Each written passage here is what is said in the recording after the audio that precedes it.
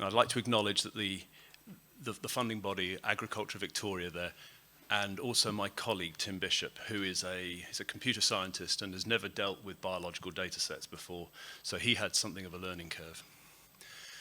Now, I realise the background of my slide isn't the cattle that we've come to talk about here, but these are ruminants, and for the epidemiologists in the room here, this was drone footage of some anthrax, of a recent anthrax case in Victoria. And I'm not sure how quick you are at counting, but there are 2 dead ones on the screen there, just below the Y of the early warning. And I wonder if anyone can give me the prevalence or the incidence of anthrax in that particular flock, just as we're counting. Okay, so just to give you a very quick background, anthrax, aerobic rod-shaped bacteria, endemic now in parts of Australia. There's some controversy when I talk about how it was introduced, but generally it's accepted, or at least the most reliable story that we understand is it came in the mid-18th century in infected fish meal fertilizer from India. But what generally is accepted is it propagates south from there through the stock routes. So as stock were mustered down south to South Victoria and stock died on the way, they were left in these sort of culling pits, and the subsequent year, the subsequent muster would come over the top, and we continue to propagate it further down towards the south. I ought to also mention that this map is not the incidence of anthrax so much as a very neat study done by Barrow and colleagues, including some of the members of the New South Wales incursion teams, and actually is a ecological niche model of suitable areas, suitable ecological and climatically suitable areas for anthrax.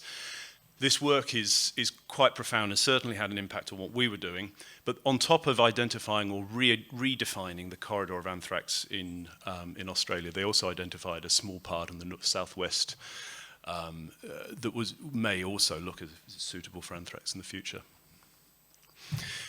Now, this is the Victoria-specific data here. This is a time series. We have historical data going all the way back to the 1950s. There's 2 or 3 things in this data set, or this, that I think are quite profound here. One is this is tremendously irregular reporting, tremendously irregular reporting and potentially underreporting of anthrax. There's certainly been a change around here from the early 90s through, which I suspect reflects a change in agricultural practices. And then we do have some profound outbreaks. There was one in 1997 there with 83 farms, and another one in 2006 with about 10 farms. And these have a real social impact. Now, just very briefly, I'm sure most countries that anthrax is a notifiable disease. In Australia, the surveillance depends on farmers reporting it or self-reporting fallen stock that may be suspicious for anthrax, so that falls to the vets. And there is an opposition occasionally to this. We've found that, certainly with some of our discussions with farmers, that the outbreak itself was handled in a way that they felt may have diminished the likelihood of them reporting it in the future. And also some of the preventative measures, the vaccination anecdotally have a sort of deleterious effect on production and reproduction. So the owner is on the Agricultural Department, AgVic in this case, to present a carrot, if I will, as well as a stick. And this is where this project came from. So as well as co-funding some of the vaccination programs, and as well as offering extension advice, they were looking for another opportunity to try and promote anthrax and try and promote the reporting. And this is where we sort of came in. So this is Dr. Hunnam, this is Jamie Hunnam, presented in 2016. And one of the statements in her slides at Science Week was, can we produce a predictive model of anthrax that we can use at a local level? Can we engage farmers? And we said, yeah, we think we can do that. And that's how we started. However, Tim and I both had a little bit of experience building agri-tech tools in the past. And certainly it's very useful, it's very attractive to have an app, it's very attractive internally for funding bodies. But if you want this app, you want this product to last, then you do really need to engage with your users. And I'd just like to introduce design thinking. This is a framework that we use for this project and traditionally has come through from the engineering side of design. It's been responsible for the two-drawer dishwasher. It's been allegedly responsible for the electric toothbrush, or modifications thereof. And it's a user-tested framework, and I'll use some of this for the remainder of the talk, if you don't mind. So the very first step, we would engage with our users. You go out, we'd sit down, we'd have a cup of tea with the guys that we believe will be the end users in this case. And this is galling for an epidemiologist because you tend to select an entirely biased sample and a very small sample size. So you'll sit down with 6 to 8 farmers because you believe that these guys have been affected by anthrax and they're likely to amplify the opinions of the wider community. You'll take that experience with you, you'll take your notes away, and you'll sit down and you'll effectively use these business canvases to try and pin their thoughts and their feelings as well as things that they've said and done, and come up with a definition of different problems. Now you put those into problem statements, and that's what you're trying to work with. Rather than your hunch and your intuition, you try and use something a little bit more objective. You get a period of ideation, so this sort of brainstorming sessions, wireframe up a prototype, take it out, test it, and repeat. And the last 2 you go round and round in circles with. Now we did this quite extensively in Victoria, and there's a short com that's still somewhere under review or probably needs me to finish. And I've handpicked 3 of the 8 statements that we've got from there, and I just introduced you to these. So the guys that we spoke to have had profound social impacts or profound social stigma from anthrax. There were guys, this is a photograph here on the left that I took of some of the post-it notes. There's a small rainforest of post-it notes you go through with design thinking. And I'd like to draw your attention at least to one of them that says, this is the worst thing that's ever happened to us. And this particular farmer had 1 dead cow from anthrax. So the social effect, the community effect is really profound. Secondly, and quite importantly for our app, participants were interested, but only if there was something they could do about it. So, yep, we really don't care unless we know that there's something we can do. And that's important. That's often the case with these apps. And this one was quite interesting as well. So there's no consistent or preferred communication route. And if I break that down a little bit further, in amongst this, not one of these farmers that we sat down and talked to said, I was going to use my vet as the first port of call. Most of these guys that we've spoken to were talking specifically about anthrax, disease in their livestock. None of them said, I would probably go to my vet first. They were using the milk production rep, they were using some of the fertilizer guys, anyone who is more entrenched in the network than the vet. Interestingly, we went from this and realized we'd have to go elsewhere if we were going to use these predictive models. And we did interview some of the vets, and they said, oh, no, we're definitely the first port of call. So just a disconnect and just something to be aware of. So I put those up. So we have to modify our approach a little bit. So if we're going to go and build a predictive model there, we need to deliver it to people that are going to be able to use it. So in this case, we weren't aiming at farmers any longer. We were aiming at the department staff or local vets, or in fact, we were going to the milk producers and getting their reps on board with it. What we needed to do is this on its own was going to be reasonably ineffective unless we had it part of a much larger anthrax rejuvenation program. So we've put some proposals together for that and took that back to the department. And then agreed that building a predictive tool was an important thing to do. Still, it had some use. So if we were going to do that, we needed to use real-time data. And it needed to be something that changes quite regularly, because otherwise people won't look at this as a predictive model. If you think about the apps that you use on your phone, they're the ones that change most days, are the ones that you tend to use most often. So this is important, the fact that we want to use real-time data. Our hypothesis is that for cows to succumb to anthrax as the spores become reactivated in the soil, there's something that needs to get us there. Now, in the Australian system currently, with large irrigation projects, certainly around South Victoria, there's a lot of laser-graded paddocks, there's a lot of earthworks that's going on, but we have no measures of those.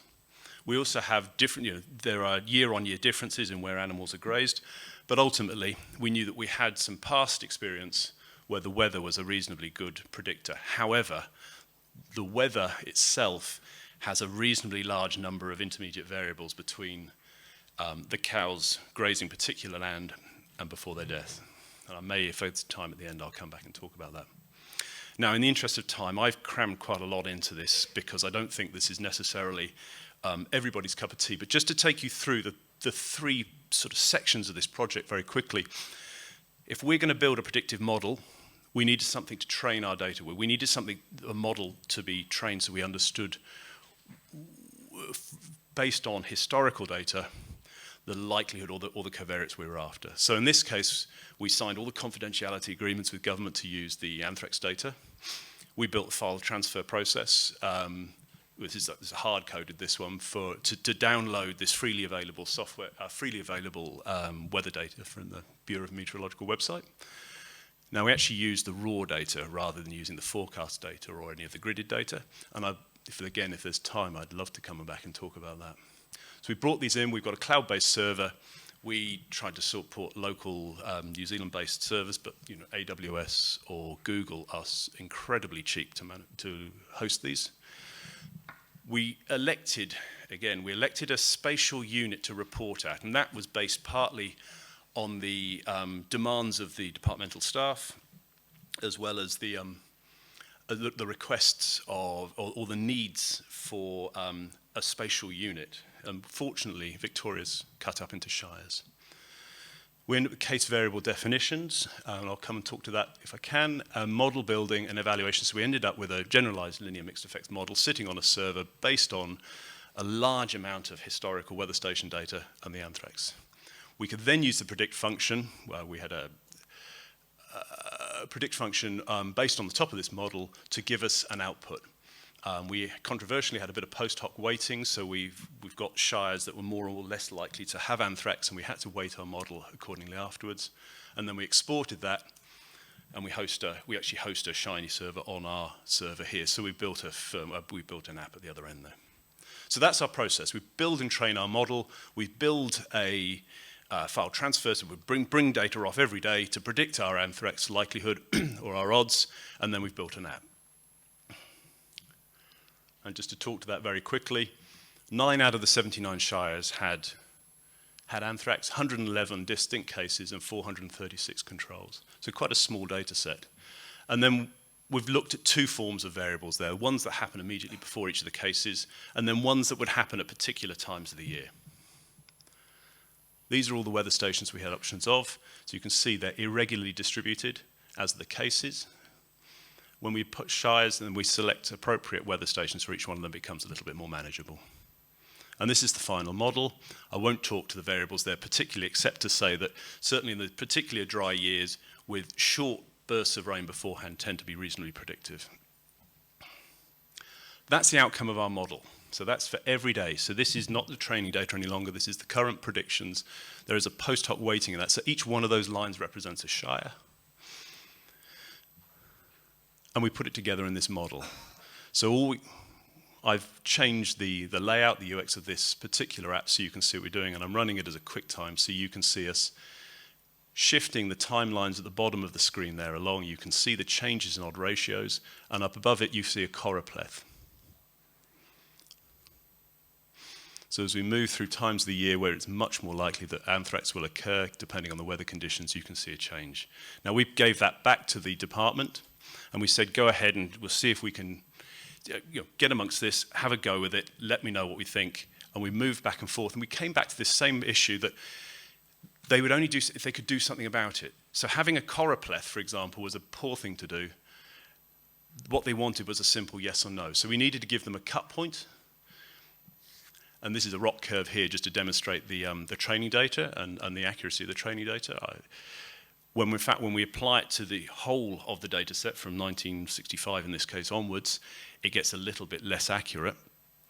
But we take the outcome of the rock curve here, we take our model cut points, and we artificially set cut points in our data, and we have a look at the model outcome versus the real outcome, and that gives us our sensitivity and specificity. In fact, what we did is we gave them the option of selecting their own cut point, and they went with the odds of about 3.2. Sorry, could you wrap up, please? Oh, sure, yeah. Absolutely. As if by magic.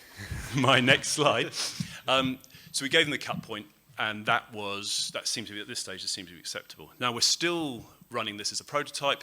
There's ongoing prototyping and testing, but all of the software that we've used for this, other than the hosting on the server, is free to everybody, is free to practitioners. So I leave you with acknowledgements of my colleagues have worked with us is Jamie Hunham and Dr. Matt Parry from Otago Uni, and the farmers that we worked with. And just in the video in the background here, the Aussies deal with anthrax by hauling one of these, they call it the green gator. This is a trailer for incinerating infected stock.